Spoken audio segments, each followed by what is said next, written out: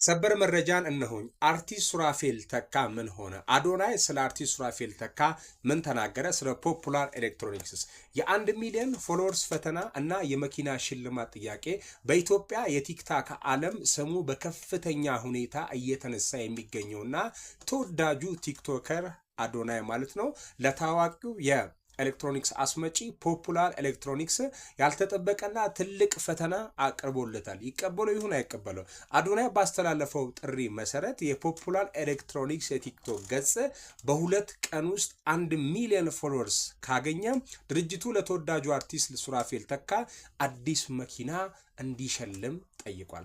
ፖፑላር ኤሌክትሮኒክስ ጥሪውን ይቀበለው ይሁን ወይስ እምቢ ሊሆን? ይህ ፈተና በማህበራዊ ሚዲያ ላይ ትልቅ መነቃቃትን ፈጥሯል። ብዙዎች ድርጅቱ ይህን ታላቅ የማስታወቂያ እድል ይጠቀምበታል በሚል በጉጉት እየተጠባበቁና ድርጅቱ ለዚህ ጥያቄ የሚሰጠው ምላሽ በጉጉት ሲጠብቁ፣ የሱራፌል ተካ አድናቂዎችም የድርጅቱን ገጽ ፎሎ ለማድረግ ርብርብ ላይ ናቸው። እናንተስ ዝግጁ ናችሁ?